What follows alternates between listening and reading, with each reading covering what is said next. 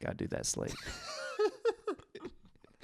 Dude, it's good to freaking have you on the show. Is it sad that I've worked in show business for 14 years and I still don't know what clapping before, like, I don't know what that does. Oh, the slate? Yeah, I know it's called slating. Yeah. I don't know what the fuck it does. Okay, well, let me explain it in about 10 seconds. Okay. So whenever you're syncing up the audio and the video later, Yeah. it's easiest on the waveforms on the timeline whenever you see a big spike. So then you literally line it up right there, and it's way easier than kind of trying to search for it. The search for, like, if you just started talking, like, okay, now we're going to start right here. Like, Right. It's then way you have easier. to, like, zoom way in and All be right. like, yeah. All right. So the people that aren't into nerdy audio are like, already out. All right, we're done.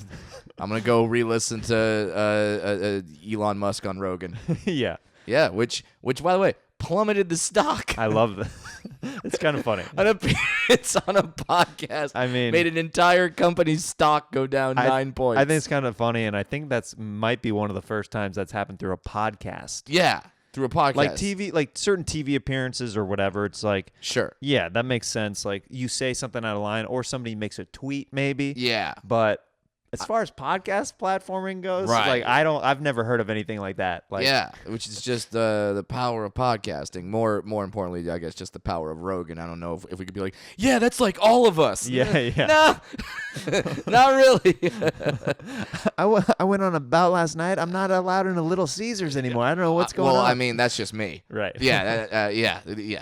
Lord knows. It's funny now that we're doing this and there's podcasting and YouTube pages and interviews. Like, if you go through absolutely every single thing that we've ever done and said on any podcast and just isolate that one thing, I'm sure you can find some shit. Of course, all the like sound bites out of context. You add it together. There's like, ooh, this is. I don't know. I sound very racist. Yeah, just like a super cut of like everything where there's like, ooh, this is not the best highlight reel. I think something that should be on your highlight reel is the fact that right now you have the Entertainment Tonight theme song in your head, and you've been like as we're setting up to do this podcast of two just incredibly handsome men, you're just like doing the camera and you're tinkering and you're doing all this stuff and you're going.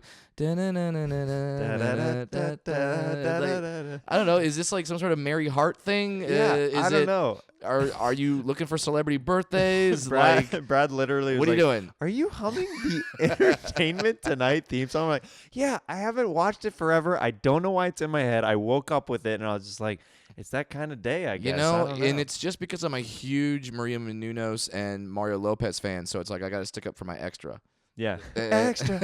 There we go. Ha! Now it's all in your heads. Are you a TMZ guy at all? You watch that in hotel rooms on the road? I do, and I've been on TMZ a few times. Oh yeah, that's where they've got me. We got Brad Williams. Yes, exactly. Hey, it's this little guy, but he's got a big bag at the airport. That's weird. And he's a little guy with a big personality. Yeah. Oh my God. Every single one of those things has been said about me. Yeah. Yeah. They've actually got me at the airport, which is weird when you get off the plane because you travel a lot. Yeah. You know that when you get off the plane, you're not exactly in the cheeriest of moods. No. You probably took the 6 a.m. flight to try to get home early so you don't waste a day. Yeah, you definitely don't look good. No, and yeah, you've slept maybe 2 hours, Mm-hmm. and then you get off the plane and they just shove a microphone in your face. You're like, hey, so what do you think about the new season of Game of Thrones? Dinklage is fun, isn't it? You're like, fuck. You're like, you're on such a different energy level than me right now. I don't know if we can communicate properly. The whole time as I'm talking, in my head I'm talking, and the same time, I'm just saying like, oh, don't say the N-word. Like just like, yeah, don't say anything that's just, like gonna like be like. Just don't be bad. Yeah. Just don't say anything like, yeah, and these women need to shut the fuck up, right? Like, I'm just trying not to do that. But, breaking news. Yeah. Brad Williams, racist and homophobic? What? We just asked him about Beyonce, and then he said, kill the Jews. I don't know why that happened. Bad things come in little packages, too? What? It's gotten to the point now where, because they do that because they have the flight manifest. They actually know who is on the plane, which, if you think about it, is creepy as fuck. It's super creepy. Right. So they can literally be like, oh, so-and-so's on this flight. Let's just go and be there at the baggage claim. But some of the people get escorted through like the back ways, Yes. the innards Yes. of the airport, which I didn't even know was a thing, but it totally makes sense. Until I was on a flight with Chance the Rapper, and I went to baggage claim, and he went a completely different way. Yeah. And I was like, oh, that's how that works. Okay, cool. that's another That level. makes way more sense Yeah. than like, Chance just waiting around for his bag. Right. So you got him going through some secret way with security. Meanwhile, me and William Hung just get to walk out there and have, the dwarves and Asians that you think might have a slight mental disability but are afraid to say so. They're just like us.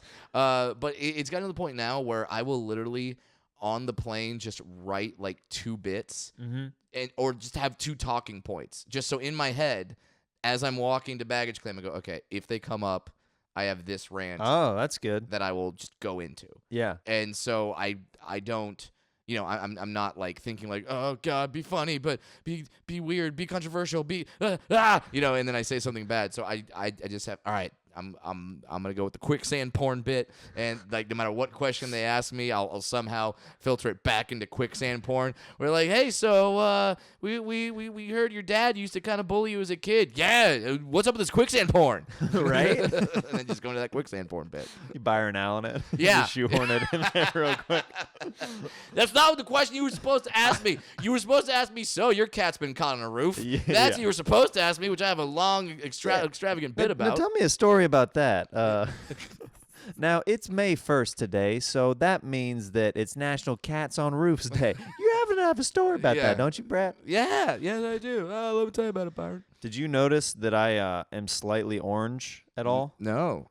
Would you do a Trump character yesterday? No, I did a porn star character on Kill Tony last night, and I may have to show you what it looked like before. Like I was way darker, but I showered a lot of it off. Wow. Yeah. So you just look like you fucked a bag of Cheetos? Just a little bit. Like I feel like it's not too noticeable, but I notice it because my skin tone is usually way lighter. Yeah, you're pale as fuck. Yeah, exactly. I mean, and that's coming from another pale as fuck guy. Yeah. So we get it. Pale recognizes pale. Yeah, absolutely. Yeah. So when do people call in? You know what? Actually, I think we're actually going to call right now. Someone's coming up on the caller ID right now, actually. Hello? Yeah, I was in the audience last night for Kill Tony. Oh, it looks like there's just a Kill Tony fan that's calling in. Cool. Hey, how's it going, buddy?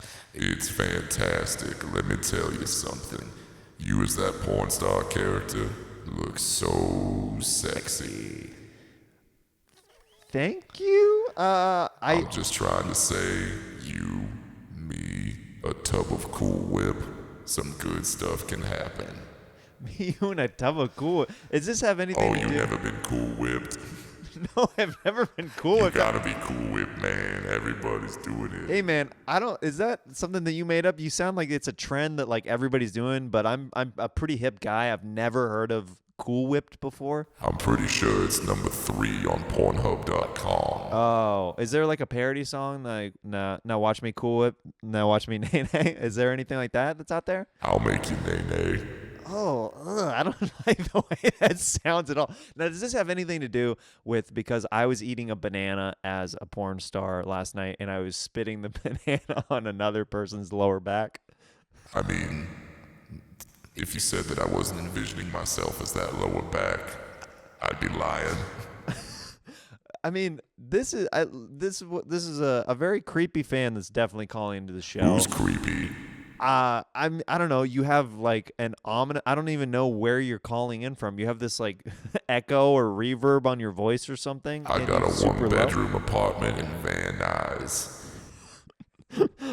I love that as a pickup line. Like, hey girl, I got a 1-bedroom apartment in Van Nuys. Where we going tonight? Sad part is some people would be incredibly sold by that line. Oh, absolutely. They'd be like, you got a 1-bedroom in Van Nuys? You talking shit on Van Nuys? No, I'm not talking about Van Nuys disparagingly at all. I'm just saying that it's just kind of funny and a little bit of a lame of a pickup line, you know? Yeah, like normally you want to take people out to dinner and sort of wine them and dine them, and he's trying to like take you to a 1-bedroom apartment in Van Nuys. It's not. Yeah. It's not exactly on everyone's Tinder profile. Yeah. You don't know what can be done in 1 bedroom in Van Nuys. Lots of stuff. Can you hang up on that guy? I'll try. Yeah. Okay. I just hung up on him. Okay. Oh no. shit, that guy. It looks like, dude, he has a twin that I guess was in the audience last night. That's calling in. Okay. Oh, hell yeah. Oh, there's another one. Yeah. I got a studio apartment in Valley Village. Where we at right now? Yeah. Wow. I mean, is that a step up from Van Nuys? Oh, hell yeah. You know it is. Ooh. Now, what does Valley Village have that Van Nuys doesn't? Man, we got a lot more culture than Van Nuys. The coffee shops are more poppin' there, and also the thrift stores are overrun by hipsters. All right. I mean, that doesn't sound incredibly awful. No, but we can go shopping, boo-boo. All right, we just lost that person too. We got some weird Kill Tony fans that we're calling in today. I mean, you know what? And speaking of Kill Tony fans, it's not rare that I can say this, but I'm not actually the first dwarf ever to be on this podcast. It's true. Yeah, Wee Man got in before me, which, not going to say, kind of hurt. You know what? You were scheduled before him. I was. You were scheduled before I'm busy, him. Jeremiah. He's a busy guy. We made it happen. I'm actually very happy that you were able to do it today because Brad is he's a busy dude. He's always on the road. So yeah. we got him, guys. Yeah, but I will say he is a massive Kill Tony fan, and he's one. You guys, the Kill Tony podcast, he's one of the reasons we were able to get Wee Man on About last night because we're like, come to the podcast. He's like, I don't really go to that area. And then we're like, then he's like, hey, could I come to your podcast? And then right afterward, go watch Kill Tony. I'm like, yeah, that's fine. Yeah. Fine by us. And Yeah, then because Adam's that place is happened. right down the way. So Right? Yeah, that's perfect. Exactly. Yeah, that's great. So thank you for the assist on that. Oh, heck yeah, dude. Yeah, it was it was funny. One night I was actually there when because we did Game of Thrones. Yeah. And I played Khaleesi and you played Tyrion. Yeah, a little bit of typecasting. A little bit of typecasting. I mean, Not you gonna know, lie. I had to play a blonde woman, so Sure. you know. Yeah, exactly. And I had to play the one dwarf on the show. One dwarf I thought it would have been funny if I played Jon Snow. I thought if I came out and was like, "What? I'm Jon Snow." Yeah. Obviously. Yeah. I thought that would have been funny, but no, I went with Tyrion. That's fine. People freaked out. Yeah. It was a pretty huge pop. Yeah, it was pretty great, and I'm not gonna lie, like I have this love-hate relationship with Peter Dinklage because I love him because he's an amazing talent and he's gotten me some good jokes and he's furthering the awareness of dwarves in show business and not necessarily playing dwarf-specific stereotypical roles. So obviously, great. Yeah. But then I have a hate relationship with him because he's in fucking everything and I don't get to work You're like, as much. Could I get a little piece? Could I have been the dwarf giant in Infinity War? Yeah, I mean, by the way, he played a dwarf giant. I know. That's range. well. That's everything in one role. A dwarf and a giant. I mean, it's pretty cool. I mean, they've had tall people that they CGI down like in Lord of the Rings. Like the dwarves in Lord of the Rings are not played by dwarves; they're played by tall people that they spend extra money Which on. that was for like CGI. a big thing, right? Yeah, because Of course, because it's taking away roles from. fucking hire us. Yeah. What about this? Everyone gets freaked out when Scarlett Johansson is going to play a trans person. No one came to the dwarf's defense when you got tall people playing. Bob Hoskins played a dwarf in Snow White and the Huntsman. Yeah. Bob Hoskins! Yeah. Smee!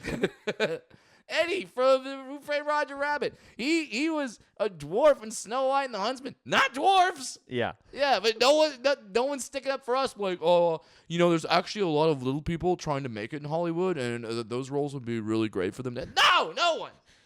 Nothing. But that's what Brad Williams is here for. Yeah, well, no, dude, that's why I love being a stand-up comic because it's like if Yeah, you could express that on stage. You have an outlet to, I have an outlet freaking. to yell at people and be like, "The fuck is going on here?" Which furthers my argument that Robert Downey Jr. should have won an Oscar for his role in Tropic Thunder.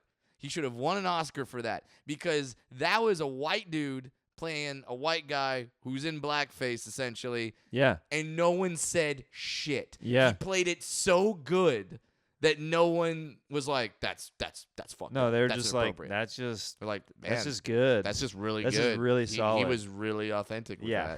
that. It was. I don't know if that will ever happen again. I don't. No. I don't think. I think that. I don't even think that could happen today. Yeah, I think that he played that role at such a very specific time, Right. where people were like, "All right, we'll let that slide." I Yeah, guess. it's like, well, he's Iron Man. Yeah, so, I know. Yeah. Yeah, okay. Yeah, that's like right after the first Iron Man movie. That may have been his next role, where it's like, man, that got talk about range. Yeah, that's full range right there.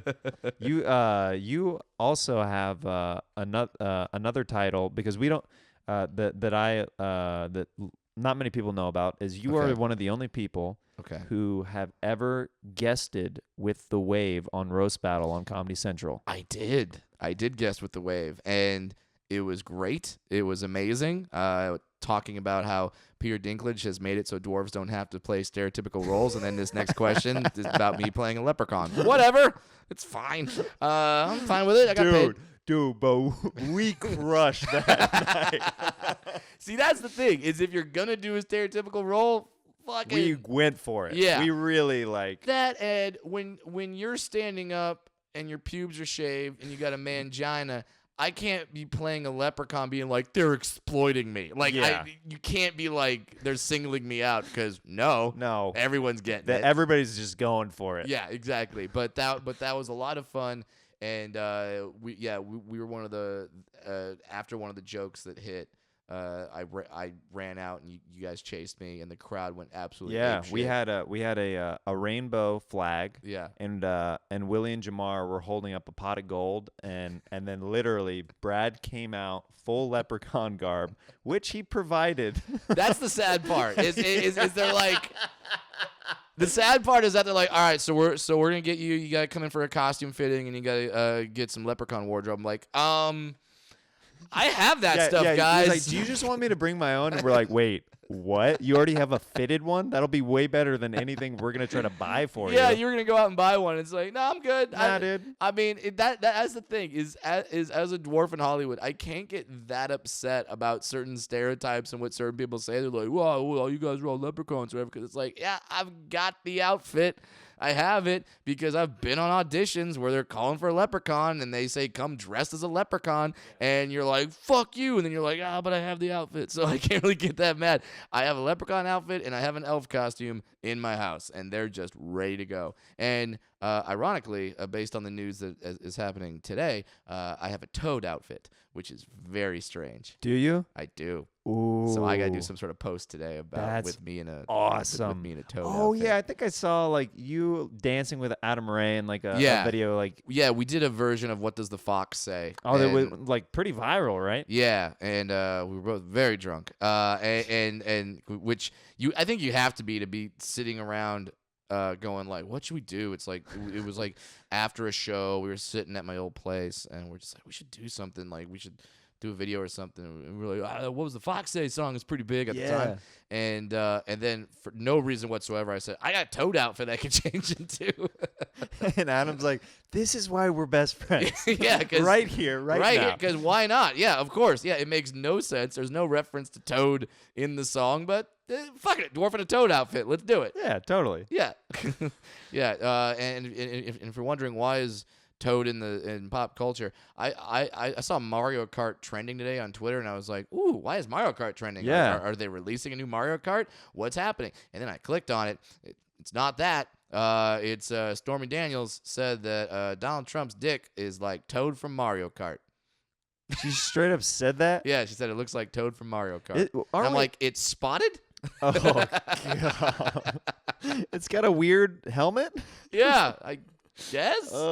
Is that how weird of a time are we living in when somebody can openly talk about the president's dick, Yeah. even if it's not your president or whatever, like Yeah. like whatever. It's Yeah. just like a weird time to be like, oh, the president of the United States, I'm gonna tell you about his dick right now. Yeah, and compare it to a video game. And people be cartoon like, character. oh, very interesting. Yeah, Very yeah, like that's news. Yeah, yeah. And Trending. Yeah, and also the point that like now like we're gonna look back on this time and wish it was back in this time when we're just hearing about the president's dick.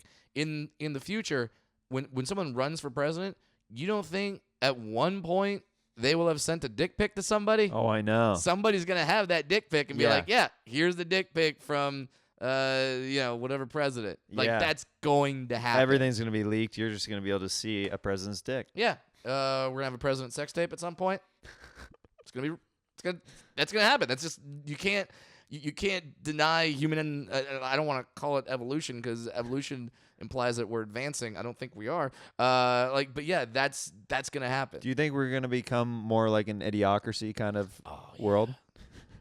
It's so strange. They've already predicted some of the stuff that's happening in that Yeah. movie, which is very scary. Yeah. I mean, hell, one of the TV programs that the guy is watching is just called "Ow My Balls," and yeah, that's pretty much where we're at in entertainment right now. You Yeah. can go online and just compilations and nut shots that people are watching.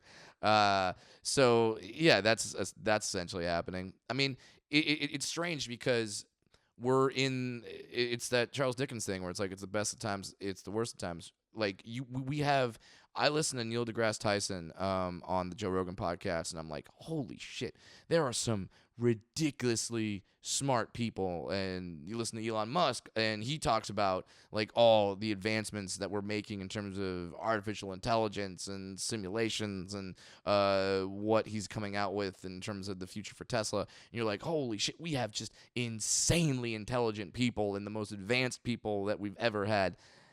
And then you have the opposite side.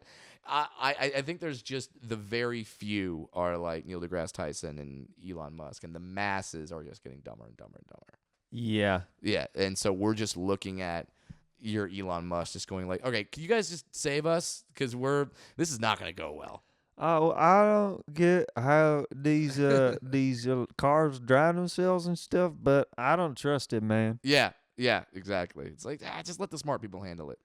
Okay, man. I mean, I'll Uber maybe, but I don't trust like no car driving, telling me where I'm gonna go. Okay. Oh, I was so anti auto driving car, and then I started thinking about it. I'm like, no, now I'm really pro auto driving. I want everyone to have them, not just 5 people. Well, that's the everyone thing. to If have them. everybody has them, the likeliness of accidents and stuff goes way down. Way down. But some of those self-driving cars have like slammed into other cars because there's like a weird like the sensors are off or something. Mm-hmm. So it thinks it's something else, and it'll like change lanes very quickly or something like that. Right. But yeah, now you just need everyone to have them. Yeah. And then we're good. And there's so like, we live in Los Angeles, Hollywood area. If you drive around, you'll just see so many people where you're like, yeah, I wish you had an auto driving car. Yeah. Because the auto driving car wouldn't make a right from the far left lane. I've seen people miss their exit on the freeway and reverse. Yep. And I'm just like, the balls. Yeah. That would not happen with a self-driving car. No, it's not going to do that. So you see stuff like that and people waiting at green lights because they're looking down at their phone, which I'm also guilty of. They should be in self-driving cars that just go. The self-driving cars start reading their own text messages, and the self-driving cars behind them like start honking at them like, bro, come on. They're like, sorry, it was downloading new data. They have that new Candy Crush game, which is fly as fuck. So dope. Yeah, it's really interesting to see kind of where it's going and how it's going. And yeah, I there's so many people I would be like, yeah, you should.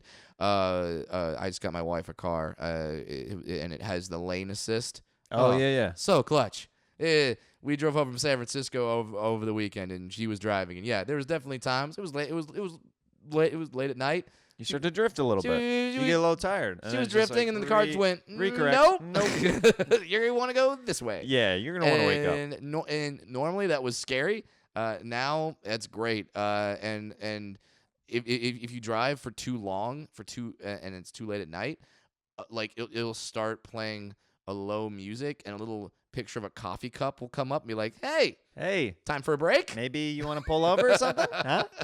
Might be a good idea. Yeah, it's just the most like passive aggressive, like, hey, so kind of driving like an asshole right now. Yeah. So maybe just a thought, we could pull over, have a Red Bull, do something. Yeah. I like that. I got to give you props on something that happened very recently shit, for you. okay. You became a paid regular at the world famous Comedy Store. Yeah. Join the fam over there, man. I did, and it's one of those things where comics understand what that means. Yes. Comics get it, and because like my mom called me up because she follows me on social media. She has a social media, but not so she can post anything. Thank God. She just follows. She has it to follow me and my sister. Yeah. But like She's one of the egg accounts. yeah, yeah, that's her. Yeah. So she just like called me up and was like, "What's this? You're past the Comedy Store?" I'm like, "Yeah, it's kind of a big deal." And she's like, "Why? Like you perform all the time. Like is this a Yeah, why this one club? Yeah, why this one Are so club? many people congratulating you on it? Yeah?" And it's like, "Yeah." And she's like, "You've had specials." It's like, "Why? Like could you not perform there before?" I'm like, "No, I could perform there before, but I had to be on a privately booked show that was separate from the actual Comedy Store and like just never mind. Just know it's a big thing." Yeah, yeah. And it is a big thing, and thank you. And the honestly, one of the coolest parts is now I get to park in that damn lot. Oh, I know. That's honestly what Comedy Store. I mean, if people are a fan of you, they probably are very familiar with the Comedy Store. But yeah, it's on Sunset, one of the busiest parts of Hollywood, and there's not a lot of parking. I feel like a lot of businesses in Hollywood have the same mentality where it's just like, hey, here's a really cool thing that's right here. They're like, great, where do we park? Fuck if I know. Figure it out. Figure it out. Yeah, yeah.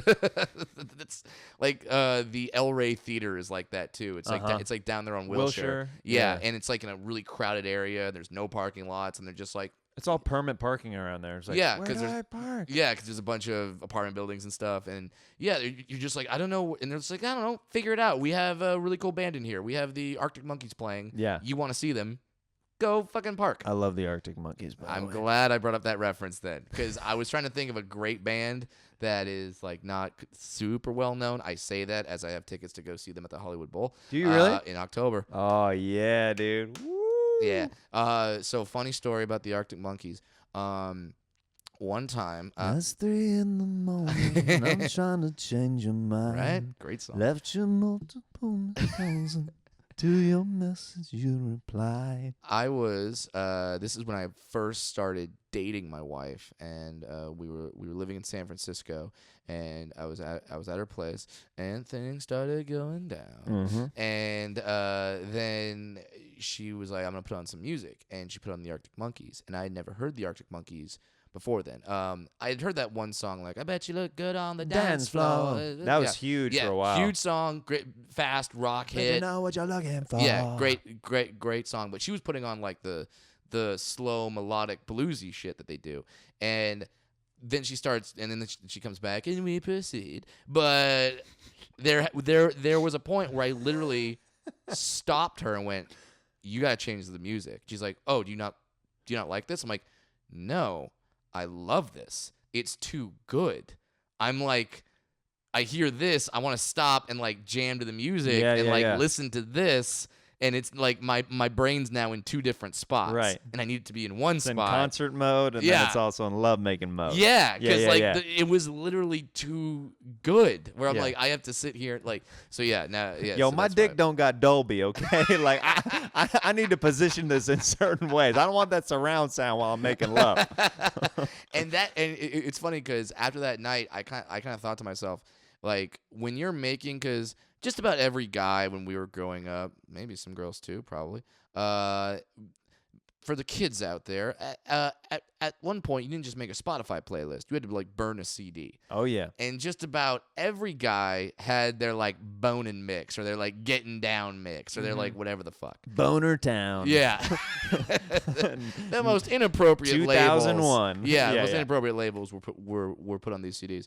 And there was definitely a secret to it, because you want to do songs that are like whatever, in the mood, whatever, but you can't do songs that are too popular, because if the songs are too popular, then you and the girl start like singing along with the song. But don't. No. And you're like, oh no, Lil Jon's coming on. Yeah. Was that one on your mix? I don't know. But yeah, like, so finding the good boning mix, it's like you got to find that balance of the song that sounds good, but also that you don't really know. Yeah.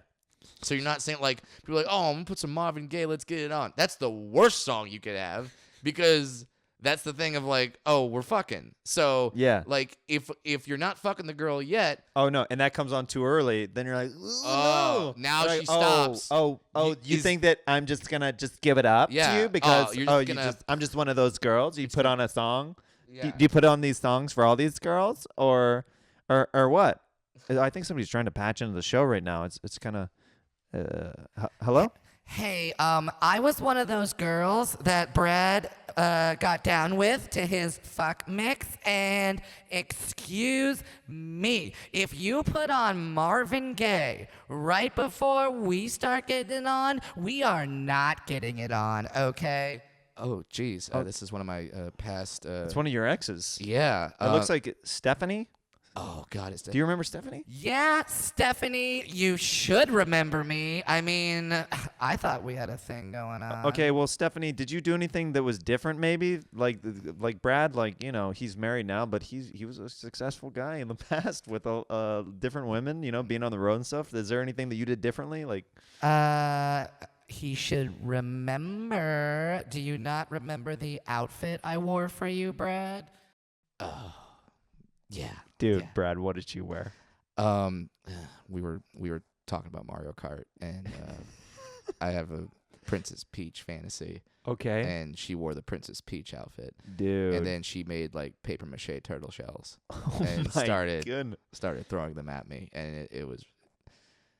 And then, dude, It was really hot. and then you started spilling coins everywhere. Yeah, it was. Yeah, Yeah, I took you to Rainbow Road, fucker. Okay. wow, that's a little too real. That reference caught me really off guard. That's someone who actually plays the fight. No, Yeah, this wasn't Mushroom Cup or Star Cup. This was Star Cup, motherfucker. And then we vacationed on Koopa Beach, and it was wild. You never took me to Koopa Beach, asshole. no, Were you taking other girls to Koopa Beach? Okay, Brad, sorry, I didn't mean to bring geez, that up. Yeah, but- if you can cut her off, that'd be okay, great. yeah, okay. It looks like we lost Stephanie. I don't know Okay. what happened to her. It's very strange when you said Stephanie, because this is a true story. I was once dating a girl named Stephanie who cheated on me, and the way I found out is that she cheated on me on a reality show. What? That's how you found out? That's how I found out. That might be one of the worst ways to find out that somebody's cheating on you is through a reality show. Thankfully, we weren't sitting like together watching the show. That It's like a viewing party, and you're like, wait, what, babe, Wait, what? What's going Yeah. on? And then it zooms in on you, and you're on camera as part Yeah. of the next episode. What Brad didn't know. No, like why are there cameramen watching us watch this show? Just chill, babe. It's just a chill. normal viewing party. It's Yeah, just like, yeah, chill, babe. it's totally cool. Yeah, the show was Millionaire Matchmaker, and which I knew she was going on, and that should have been a red flag. But she was just like, no, it's just gonna be fun. I'm just gonna go on the show, maybe get a little exposure, like I'm like, all right, that's fine, whatever. And then I'm watching the episode when it comes out, and the whole thing with Millionaire Matchmaker is these girls were supposed to go on a date with the millionaire, and the matchmaker is the one rule that she has is no sex until monogamy, and she literally says that. She makes all the girls repeat that. She goes, no sex until monogamy, and then they all chant it like they're in some sort of weird cockblock cult. And There's just like a bro cameraman. It's like, who's this bitch? who's this bitch monogamy? Dude, where can I tap that ass? Yeah, because like apparently they can't fuck their guys until they fuck monogamy. Right, they got to get past her. So, Yeah, dude, she must be a bad bitch. Oh my man. god. So yeah, and that's the whole thing. And then my girl goes on the date with the millionaire, and then they end up fucking, like straight up fucking, and they have the post interview, and she's like, so you what happened to that whole no sex until monogamy thing? And she's like, well, I couldn't help it. I'm like, you're admitting that you fucking Because they didn't say like they didn't do the Joe Millionaire thing where in the subtitles it says slurp. Like that was an actual thing that happened on a reality show called Joe Millionaire, where they didn't show them, but like They showed subtitles of, dick sucking. Well, because like they were talking and they were whispering, and then they had and then they had subtitles, and then they just had slurp. Dude, that's so graphic and gross. Right, and it was on Fox. This is like slurp, Yeah. gulp, yum. Spit. Yeah, so it was She swallows again, like in parenthetical subtitles. parenthetics, plays with the balls. Yeah, it's like, wait, what is going on with this? They're allowed to say all this through softcore porn. subtitles? Yeah, holy shit. So she ended up she ended up fucking the millionaire, and then of course the millionaire was like, yeah, I just didn't think we vibed together. Like, I didn't think that. It's like, of course you wouldn't say that because you fucked him. Yeah, and so you already got what you wanted, and there's 10 or 15 other girls. Yeah, so you're good. Then I called her up and was like, you didn't want to like tell me at the end of when you got back, like, maybe Brad might, there's video proof of me fucking. So were you guys still dating when that show came out? Yeah. So she had sex with that guy and then went back to sleeping with you. Yeah.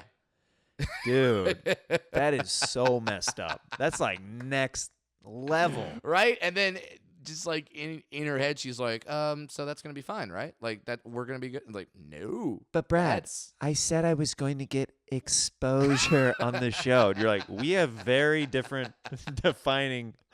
I was talking maybe some fans, a couple of extra Facebook likes, maybe maybe you have a startup company.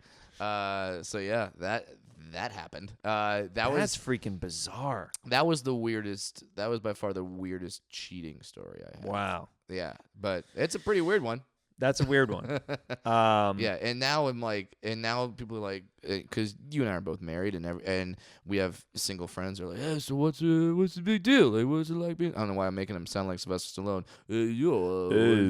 What's being married? Is it like a boxing ring? Like, you in there? It's like you go 2 rounds. Like, you go toe to toe with her. you go fight.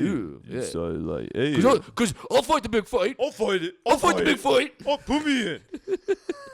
Shout out to Ralph Garman that taught me how to do that impression. Nice. But yeah, all my impressions are just impressions of Ralph Garman doing impressions. But yeah, like, so we have friends that are like, hey, so, you're married. What's it like? It's like, well, now I don't have to deal with the girls cheating on me on reality shows. I'm glad I'm not dating anymore. It's you don't have to. Now, I can't imagine dating someone and like, because they say like, oh, I can't go out tonight, I'm a little busy, or I gotta wash my hair. Or I have an exposure thing that I have to do. Yeah. And then and then you go on Instagram, it's like you're at a club. Yeah. On your Instagram story. Yeah, it's very hard to lie anymore.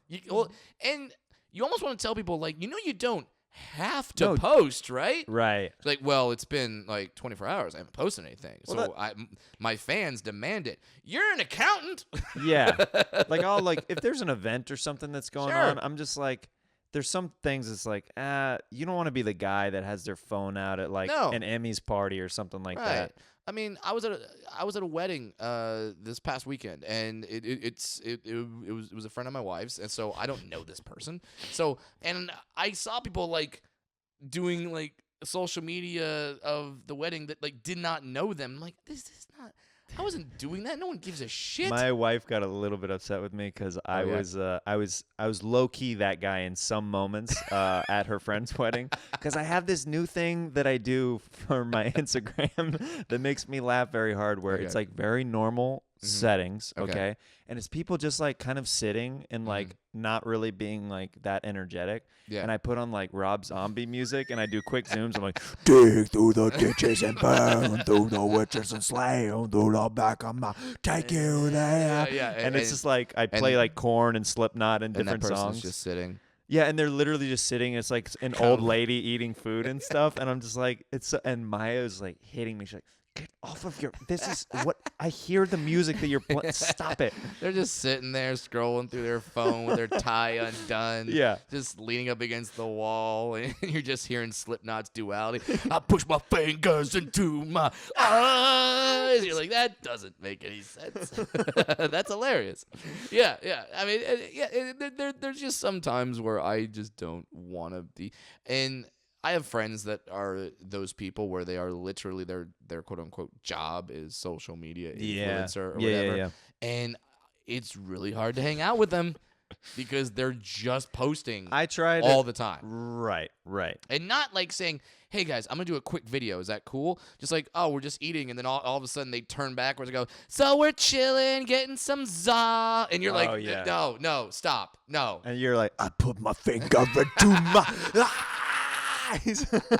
It's like the song that's playing inside your head. You're like, I don't want to be Yeah. a part of this at all. Yeah. So I had to stop hanging out with those friends, man. I have to tell you the story that Okay. you probably won't remember at all. But it was one of those. Oh, shit. Sometimes whenever Did I say something fucked up to you? no, well, no. Okay. It's something that is funny, but Okay, this was years ago. All right. But it's funny whenever you look up to comic peers or whatever. Yeah. Sometimes certain things stick with you longer than they should. Sure. So boy. we were doing this. We were both doing press at Fraser show, KLOS, Oh yeah. like years ago. Yeah. And okay. and Was it me, you, and Kate Quigley? in the I same think studio at the same time? yeah, I think you guys had just come out and I Okay. was going in. Oh, like okay. I was like, Cool. yeah, you guys had just got done wrapping up, and I was Cool. like headed in for like the Oh, next no. shift of the Oh, night. what did I say? And you go, Jeremiah Watkins, king of the weird shows. And I literally was just like,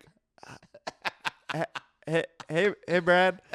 And like that, like Oh, king of the weird shows literally stuck with me for so long because at that time, like specifically, I had like this thing, and I still battle it all the time, Sure. where people have never seen my stand-up. Right. And but they but have they know only- exactly who you are. No, they know me from Kill either Roast Tony, Battle or Kill Tony, Roast or the Battle. Comedy Jam, or Stand Up on the Spot. All these themed shows. Oh, yeah, exactly. And that's now I remember this. Right. And that's what I was referencing. Right, exactly. Because I think I actually I just did the Comedy Jam with you. Yeah. So it's like, yeah, and then I had seen you on Roast Battle on the Wave. I'm like, yeah, you're in all these shows, Yeah. but you don't actually do stand up. Right.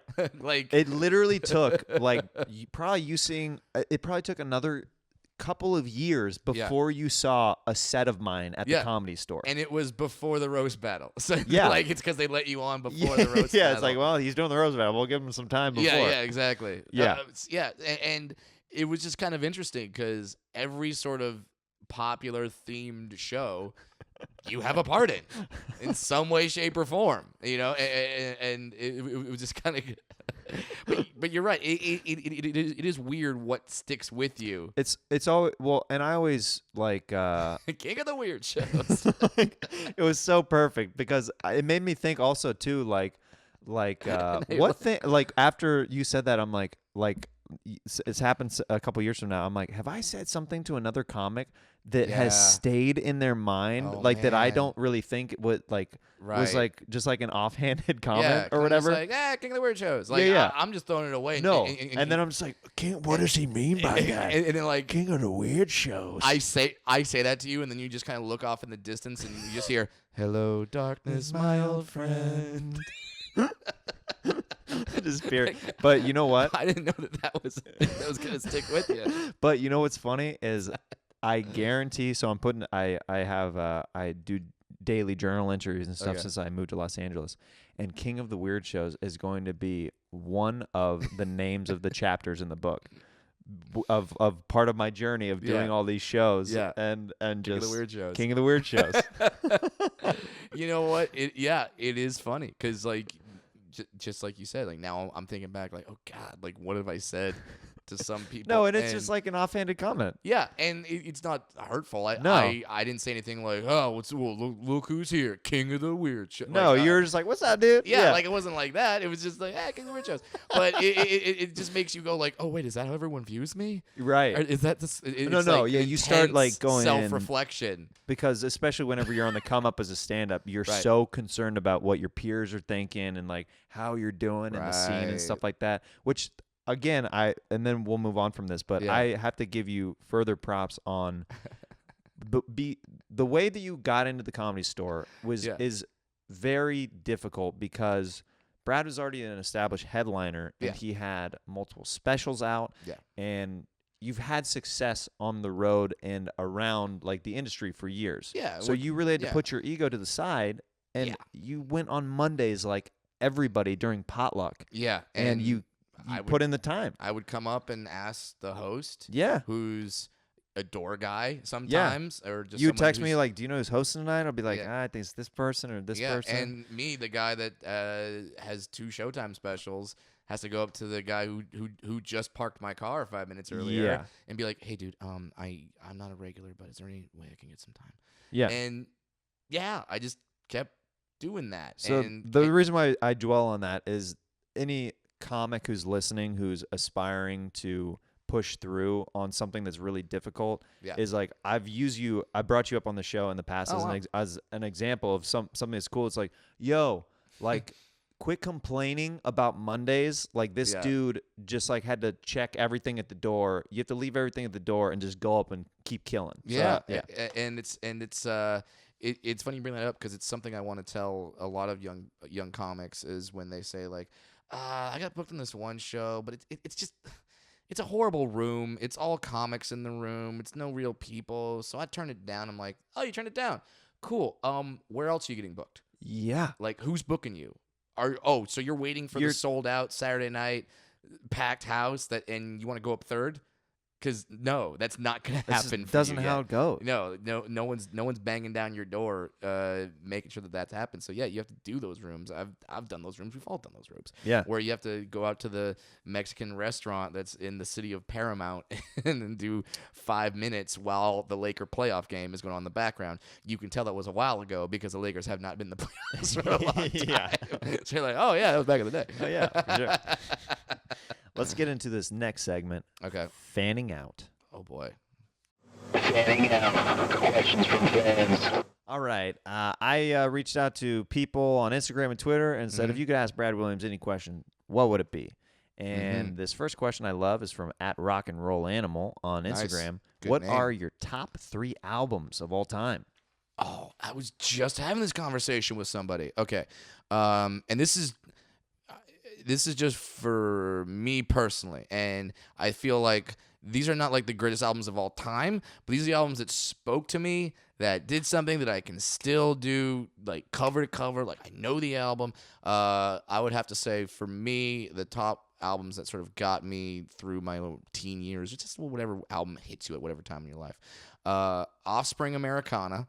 I fucking love that album. To this day, I will listen to it, and not just Pretty Fly for a White Guy. Have you seen them live before? Yet I'm friends with Noodles, and that's the weirdest thing. Like I could text Noodles, and he'd be like, "What's up?" Like That's so dope. That's so weird to me. I saw them live, and they're one of the They're so few great bands live. that sound almost exactly Yeah. to their studio Yeah. tracking. It's unbelievable. Dexter has. It's weird. You hear his voice, and you go, "Oh man, like how do you get your voice to sound like that?" And then you hear him talk. You're like, "Oh, you talk like Yeah. like he talks." Yeah. Like he talks like Yeah, that. yeah. So yeah. Offspring Americana. That's such a great album. Green Day Dookie. That was Basket Case, Okay, Longview. Yeah. All the hits. Wake me up. Not that one, but Oh same wait, band. was that the next album? No, that was American Idiot. Dookie That is was the one that like- my sister had. Was Yeah. American Idiot. Okay. Yeah. Dookie is Welcome to Paradise. Oh, yeah. Da-na-na-na. And that one, and Basket Case, and Longview, and When I Come Around. You know, that thing. I had a Green Day patch on my backpack in 4th grade, and I got made fun of so much for that patch.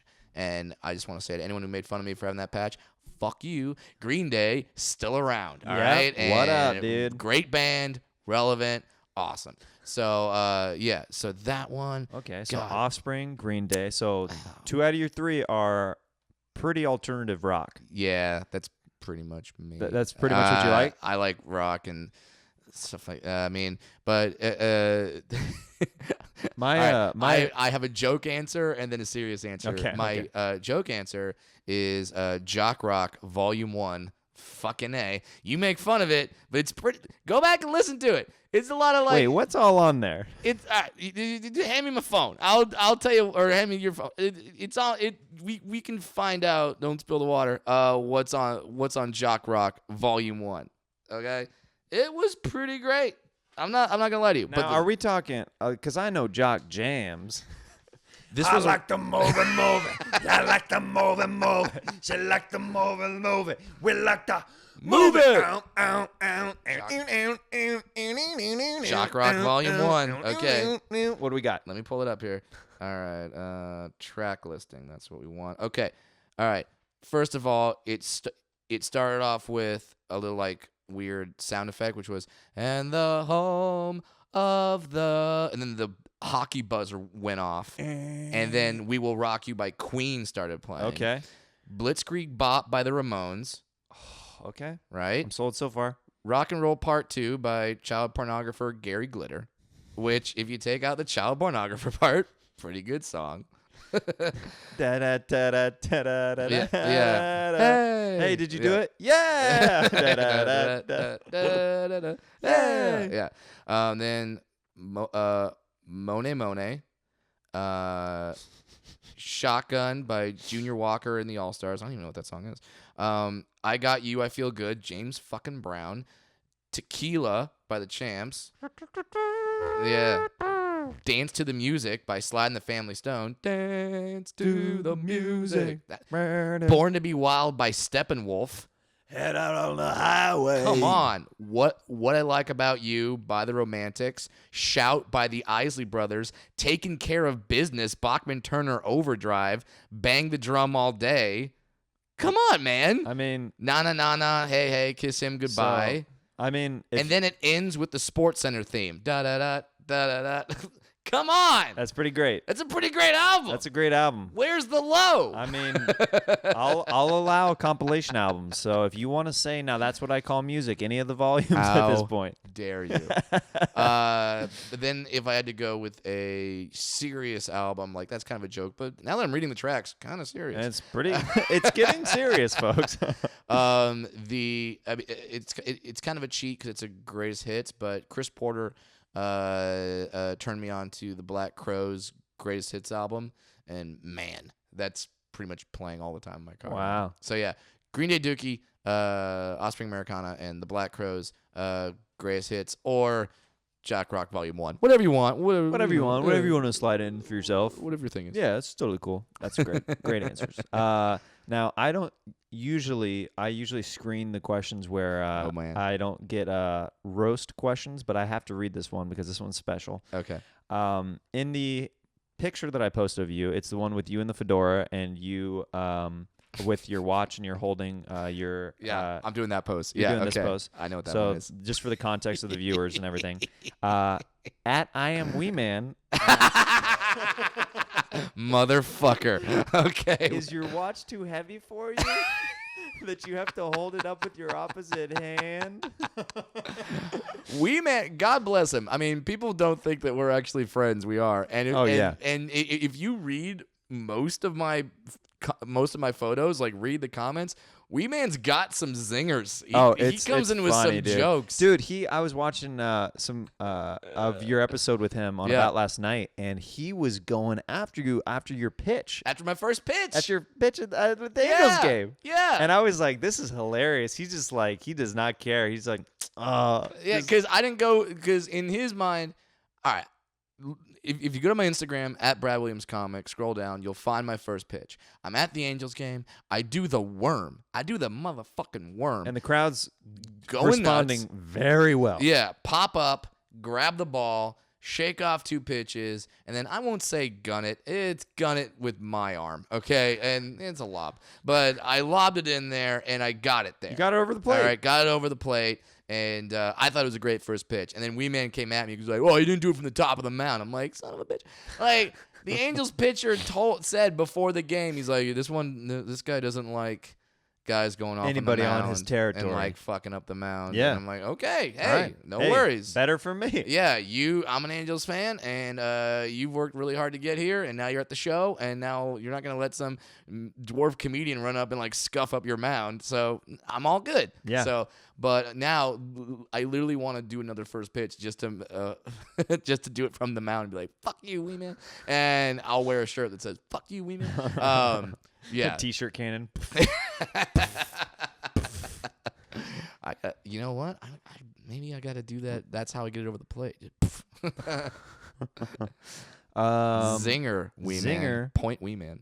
At comedian Tony C. Like, Oh, he follows me. oh yeah. Yeah. Okay. What was your biggest struggle when you were trying to find your voice as a comic? It comes from Twitter. Yeah. Great question. And biggest struggle for me, and then to this day, it is just not doing short jokes just for the sake of short jokes, just for the sake, And when I started, it was very dwarf centric and very not detailed dwarf jokes, but just like I remember one of my first More jokes. general stuff rather Yeah. than that's what's specific to you. Yeah, like Yeah. I remember one of my first jokes was like, do you realize how weird it is for me to go to Starbucks and order a tall coffee?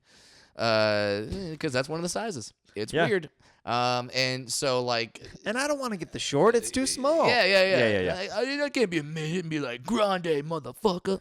I gotta bring that joke back. Dude, it's killing on Jeremiah It's Wonders, killing. man. It's killing. So like doing less jokes like that and trying to do more jokes that, I mean, I'll never not do dwarf jokes because if you look at me, that's the first thing you notice. And when I'm walking down the street, it's what people constantly ask. And when I go on radio shows and people comment on my posts, a lot of them are making short jokes. It's like, all right, so obviously I'm going to talk about it. I don't know another perspective that's not the dwarf perspective. It's the only one I've ever had. So I don't know how to write jokes as a 6'2" guy. I don't know how to do that. So I will always write dwarf jokes, but I want the dwarf jokes that I write to be more like poignant and more about stuff that maybe you don't think about. Like not like I could take a bath in a thimble, but like Right. like you say, like specific to me in terms of What's your personal experiences with that? Right. Like the fact, like one dwarf joke that I have in my act right now is that my favorite part about flying is when I'm walking on the plane, when I'm boarding, and the whole plane is looking at me like, how's he gonna get that in the overhead storage bin? Like I got my little rolly bag behind me. I don't know, and then I do it by throwing down both armrests, jumping on, reaching down, grabbing it, and in one motion just like hucking it up there. And when I do it, and this is true, I turn around and the entire plane, like all the time, is like, that was so amazing. He did that. He did that. He is an inspiration. Yeah. And then that translates into a bit where I talk about that's the part about having a disability that no one warns you about, that you could be inspirational for no fucking reason whatsoever. Just doing really menial tasks. Like, he tied his shoes! Like, it's really weird. There's women crying just like watching you whenever you get up from tying your shoe. You're like, huh? He's living his life. He's living his truth. Yeah, it's really weird. So yeah, like I'll write jokes like that. But yeah, that was the biggest struggle in terms of finding my voice, and it continues to this day where I try to not just do those types of jokes. Okay. That's great. At Dude Not Funny on Twitter. Great name. Great, Fuck, right? these guys have great names. I know. I heard you say on a podcast that you met your wife on a swingers Tinder date. Yep. Are you guys still into that lifestyle, and do either of you get jealous at times? It wasn't a Tinder date, but it was an app called Thrinder, which is now called Field because Tinder sued them. Of course it did. Yeah, because it's like, hey man, that's not what. Hey, we just want one person fucking one other person. All right. We don't want multiple partners. No. That's creepy. We want you to be able to say, hey, who wants to fuck who's within 2 miles of my current location. That's not creepy. That's normal. Now go to your McDonald's and get out of my face. Now go fuck in the AM PM bathroom like normal Jesus-fearing human beings. So yes, I did meet my wife on a threesome dating app where we matched together. I had matched with another woman as well, so we were all gonna go out together, and then the other woman just didn't show up. No one knows why. Maybe she looked and she saw, oh, that's cute. He put a dwarf in his tag photo. It's like, oh, that's him. Maybe it was that. I don't know. But for whatever reason, she didn't show up, and I went on just a date with my wife. And people were like, oh, so you fucked that night? No, we did not. That was the plan. The plan was to just go on a date and be like, yeah, so we're fucking, right? No, we're doing it, right? We're gonna fuck, right? And then, that didn't happen because we liked each other on the first date. We're like, ah, damn it, I can't fuck on the first date. So yeah, and we eventually fucked. We're married, so we've done that. But yeah, we still engage in those kinds of activities. My wife loves women. I love women. So sweet. Yeah. Nothing wrong with that. And how do we avoid jealousy? Is just constantly checking in, having specific rules before the action goes down, so no one does something where you're like, hey, I didn't say that. You're like no, I said no kissing on the mouth or whatever the fuck. Right. You know, like you have rules and you say like, hey, is there anything that I'm not allowed to do? I'm not allowed to say. And my wife will frequently just say things like, hey, just check in with me. Like make sure that you're showing me a lot of attention and not the new person. And Is not, there like yeah. is there a guideline or a rule that's like across the board, like you don't do this, like whenever we're doing a threesome? Nothing that I've never done with her. So like to this day, Interesting. I've Okay. never done anal. Never done it. Some people are like, you got to do it. I'm like, the vagina works for me. I'm fine with it. It works. It's specifically designed for that process. Sure. So I'm good. Anal, not so much.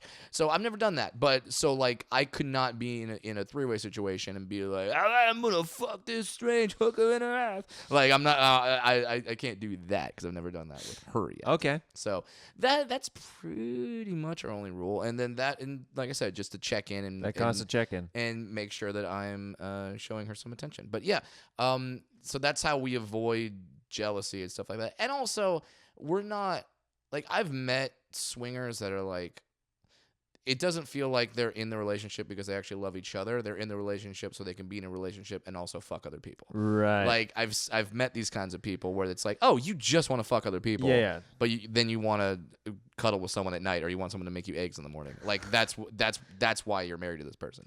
Has your wife ever suggested another guy? No, thank God. That's not the devil's What three-way. would be like, happen? I would be like, no, that's just that's just not a thing. But Brad, I've had so many other women that Yeah. have that Yeah. you've been able to sleep with. Yeah, I'm like, why can't you do this one time for It's me? like, yeah, but you enjoyed that. I would, I'm scared. not and enjoy I that. don't think I'd be into it. yeah, not really into that. I mean that would be a serious discussion that we would have to have. But Sure. my gut instinct would just be like, no. Yeah, can we pass on that? Yeah, but so we're not. Our thing is like we're not doing this every week, every day, every month, but every now and then. Yeah. Cool. And when it happens, like I said, just constant communication, constant checking in, constant just being like, what are you okay with? What am I okay with? Yeah. And you stick to that. Yeah. At Liamo2208 on Instagram. Okay. What was the toughest moment in your childhood as a result of other children? Oh jeez. Right? An intense question. We're gonna get all Dr. Phil. Hey, listen. what- This next question comes from your childhood. Okay, I think you know what? Dr. Phil's actually calling in to show. He sometimes calls in whenever some serious questions are brought up. Is this a no? That's not gonna work. What's it? I don't know. Okay, we're trying to find the best doctor. All right, I'm calling in because Brad, you as a little person had a rough childhood. This is Dr. Phil talking with Dr. Phil right now. Also talking with Brad Wow, I Williams. feel like I'm getting cornered right here. Yeah, with there's this. a couple Dr. Phils on the show right now. And what you need to do is focus on your life and focus on my voice and ignore the fact that I just did a stage show with Good Charlotte. That's real. He did that. Did he really? He performed with Good Charlotte, and he like put on fake tattoos and like a fake teardrop. My goodness. Yeah, I retweeted it. Go to my Twitter at FunnyBrad, and you'll see the That's most amazing. horrifying picture. It was a lot of fun. We did lifestyles of the rich and famous, and I am rich and famous. Sometimes you got to express yourself in different ways. And that's why we're here with Brad Williams right now, asking him the hard-hitting questions of what's that toughest moment of your childhood directly resulting to other kids? The toughest moment of my childhood was Doesn't have to be down to one specific moment. Oh. It can be more general than All that. right. Well, toughest moment was when it was at recess. I threw a touchdown pass and it won like the game at recess, and then the other team just flat out beat me up. After recess, they were just like, "Nah, you touchdown pass, fuck you," and then just boom, like they beat me up pretty bad. So that was the toughest singular moment. Like they all got suspended though, so I was really happy about Wow. that. And then like for the rest of my time at that school, they were really nice to me. Side note, a funny moment. There was a kid at my junior high who he was like the bully of the school. He was the toughest kid in the school, bully. Everyone was afraid of him. He made fun of me one time, and I never took. Like if you ever made fun of me, I would make fun of you back. That was always my thing. My dad taught me that, and so I made fun of him back. And I was the only one that ever did that. I knew his living situation, and I kind of made fun of that a lot. Yeah. And he got really mad at me, and he punched me in the head, and he broke his hand on my head. Now I have a real thick skull, so I wasn't hurt. I was like, all right, whatever. And he broke his hand. His name's Leo, and at Park Senior High. What's up, Leo? How's your hand, bitch? Leo. And he broke his hand, and then he got mad at me like, "No, you broke my hand!" And he like went to the teachers and like, "He broke my hand." And I was like, I don't know why I'm making him sound like Tracy Morgan. He broke my hand before he got me pregnant. You know, like, but like, yeah, he broke his hand on my head, and then he complained to the teachers and saying that I broke his hand, and I explained to the teachers, yeah, I broke his hand because he hit me. He broke his hand on my head. And then they're like, oh, well, then screw you, Leo. And then, so that was hilarious. And then he had to walk around in the cast for a few weeks. Funny as fuck. But then the toughest, probably the toughest part of my childhood in terms of other people is probably the toughest part of a lot of people's childhoods. Just being in high school, seeing your friends, a lot of your friends start dating.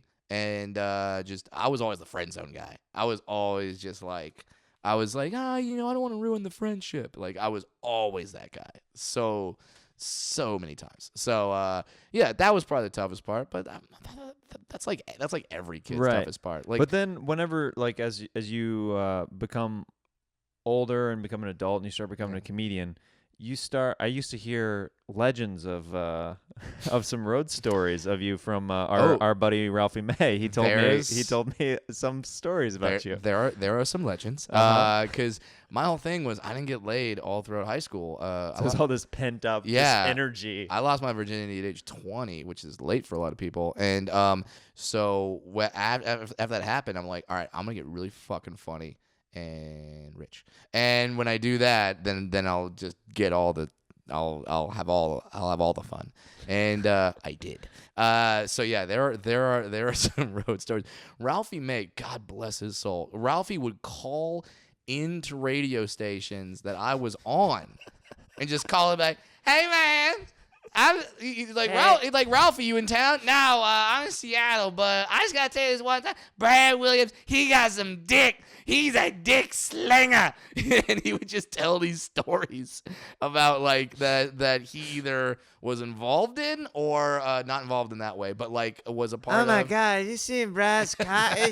He's got a horse cock, man. Oh my God. He would call in radio stations and just tell them that Brad Williams has a big dick, and he wouldn't be plugging anything, and then and then I would get laid that weekend because people would Of be course, they'd hear it on the local radio. right. And Oh my God! It's a carnival act. Have you Yeah. seen this thing? yeah, and I'm not the one because like no one cares if the guy if the guy is saying it about himself. Like if I'm like, yeah, I got a big dick, like no one's gonna be like, It's like, oh, yeah, okay. I bet he has a big Sure, dick. dude. Yeah, no one. But if no one somebody's believes going that. out of their way calling from another city, oh my God! Have you seen the size of this thing, man? It's crazy, man. Yeah, it's madness. So yeah, Ralphie was a great wingman a lot of the time. So yeah, that was in high school, but then I definitely made up for it, and I think that's important. That guys and girls have sort of that wild streak, whatever that wild streak is, before they settle down, because now you know what that's like and you get it out of you. Like I've got some friends, one friend in particular, she dated the same guy from like high school, got married to that guy, and like first of all, you guys weren't high school sweethearts, were you? No. Okay, just want to make sure I'm not like describing your marriage in front Oh of you. no, but it's funny. Like we got married we got married last year, but we started dating like whenever I was like 22. 22, wow. Yeah, so we've been together a while. Yeah. So, but like, did you ever have? And I'm not saying you have to. Obviously, everyone's story is different. But like, did you have a wild streak? Did you have like from age 18 to 22? You're like, no. nope. No, Nope. dude, I lost my virginity to my now wife. Yeah. Yeah. Your number is. I have one. Wow. I Yeah. did not know that about Yeah, you. yeah. Have you said that on this podcast before? Probably, yeah, at some point. Yeah. Yeah. But see, here's the thing. Here's the amazing part about that. Someone that lost their virginity to their wife, I have insane amounts of respect for them. And that's awesome. That is unbelievable. And that's great. It's the people that and I've told this to Bert Kreischer, so don't tweet him like, Brad's talking shit. No, I'm not. I love Bert. He knows that. But like Bert has said on his podcast, he's like, he slept with 4 women. Yeah. And that's it. Yeah. And it's like 4? So like you're the ultimate party animal? You're like the number. That is kind of funny. Yeah. It's like, I mean, don't get me wrong. I'm glad you met your wife, and your wife is amazing. That goes She's against his wonderful. brand. Yeah, So he and- probably doesn't talk about it. Yeah. It's like, let's keep getting some drinks here. Yeah, exactly. But yeah, it's crazy that we're like, I have more respect for the person whose number is 1 than the person whose number is 3. So you were describing somebody in the high school thing. Yeah. They married their high school sweetheart. Yeah. And they've only slept with him and only him. And she had a craving for. She never got that wild streak out. She's that D craving. Yeah. Yeah, So and like I know this, but her husband doesn't. She's been getting that D from. Oh. Other places. From a lot of sinners is what I'm just trying to say. Well, isn't that special? Shout out Dana Garvey. Yeah. So I think it's important that you get that wild streak out, so you know what that's like, and now you're not like romanticizing what that is, because a lot of people think like if you're having a lot of sex with a lot of different people, it's like this amazing thing, and it's like, yeah, there's parts of it that are awesome, that are great. But then there's other parts that you don't think about, like, oh, after every single person after you've done the deed, now you have all these thoughts like, oh crap, did the condom break? Did she said she was on birth control? Is she actually on birth control? Did she remember to take the pill? Did she have anything? Did she not have anything? How do I get her to leave my hotel room?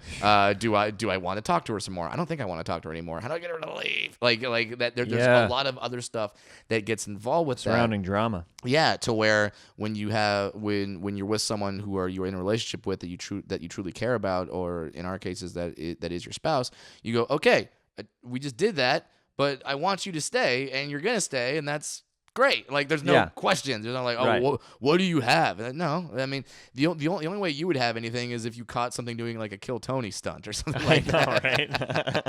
You'd be like Steve Hill, like, all right, I'm Jeremiah Watkins. I'm gonna inject herpes into my arm. Let's see what happens. Yeah. Well, that's what was. So I don't know if you know about this, but last week I did a live Brazilian wax on Kill Tony, and Chris Pontius was the guest. Yeah. And it was this weird, like, I don't like this. Sounds super cheesy, but it was this weird kind of dream come true moment because I grew up loving all the Jackass. Oh my God, yeah. Like stunts, Yeah. and of course like Jason and Right, Chris right, and right. all those guys, Steve.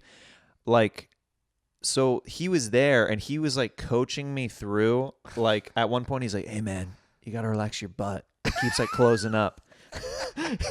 And it was this weird Stuff you moment. wouldn't think about. Right, just he's like being the shaman of stunts, like behind the curtain, and I'm just like, this is such a weird, cool life that's come to fruition. Oh, there's so many moments like that in show business as a comic where you get to meet your heroes and you get to do things with people that you looked up to as like. Yeah, it's insane. Like you got your ass waxed. It's everything: pubes, dick, balls, balls, Brazilian. taint, Yeah, you got butthole. Brazilian wax in front of the Jackass guys. Yeah, that's. Yeah, and Weeman is actually in the with Rick Cossack. Yeah. They were watching from the audience. Wow. Yeah. What'd your wife say about that? She's like, I wouldn't make it a habit, but it's nice. It's nice. Let's get into this final segment. All right. Sax talk. Sax talk. Sax talk. I love that you know how to play the saxophone. It's just one of those random skills that you're just like I imagine growing up, you had moments where you're learning how to play the saxophone, and you know how to play the saxophone. You're like, why do I know how to do this? Like, this is never gonna help. Yes, it will.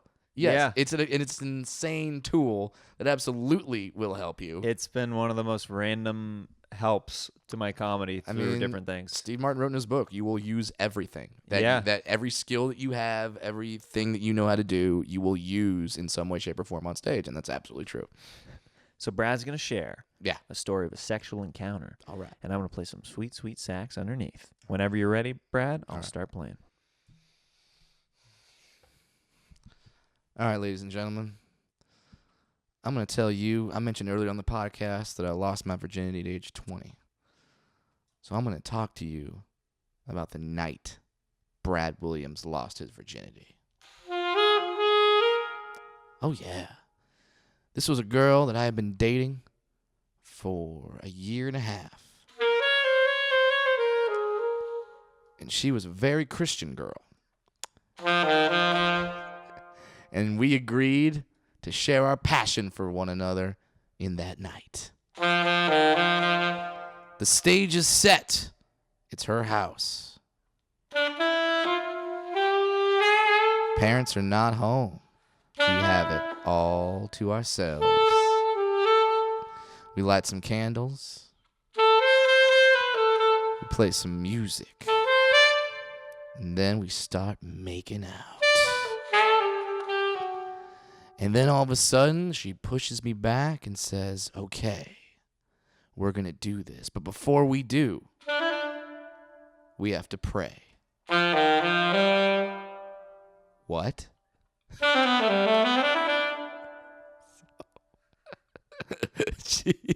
She says, yes, you have to ask the Lord for forgiveness for what we're about to do. Now, I am not a religious man, but I'll tell you, I got down on my knees. Not in a sexy way. And I put together the nicest prayer to God while I had an erection still. Because this is virgin 20-year-old Brad Williams. I could have stayed hard for 9 days straight. And I had to ask God not to send us to hell for the fucking that was about to go down. So I did. I think the prayer went something like, hey, God, we love each other very much, and what we are about to do is not in spite of you, but because of you, because you have blessed us with this love, and now we are going to consummate that love in front of you and in front of everything. And We just know that we're not doing this for sins of the flesh, but rather as a celebration of the love that you provide us as human beings. If what we are about to do does not appease you, please let us know, and we will cease and never do it again until we are wed. No sign? Okay, cool. Let's fuck. Amen. You ended with Sports Center. Full circle. Well done, sir. Well done. I got that reference. Oh, of course you did. Wow, you're good at praying. Yeah. And that is an absolute 100% true story. I had to pray before I lost my virginity. Brad, we're going to let this one slide. He's gonna get that pussy. Get that pussy. He's gonna get that pussy. Get that pussy. Brad prays for pussy, and Jesus answers.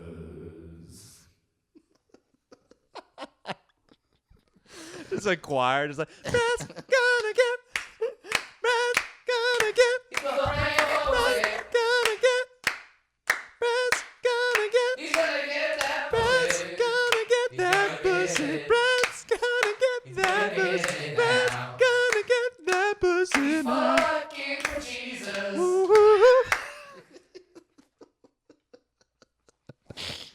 Brad, it's been amazing having you on the show, brother. Thank you so much for having me. Long overdue. I Yes. appreciate you, Jeremiah Watkins, and I appreciate all your listeners. Dude, where can people find you? On Twitter at Funny Brad, on Instagram at Brad Williams Comic, my website, BradWilliamsComedy.com. I tour all over the country. If I'm not in your town, just wait. You got to see Brad do a show live. It's phenomenal, man. And then go to the About Last Night podcast. Subscribe to the About Last Night podcast. We've got some amazing guests. We've had Wee Man, we've had Neil Patrick Harris, Bob Saget, Melissa McCarthy, Sandra Bullock.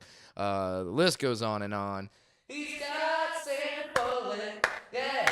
Great podcast. So subscribe to all that. Do all those things, and keep listening to Jeremiah Wonders, because this in itself is a fantastic podcast. Dude, thanks, brother. Love you. Thanks for doing the show. Anytime.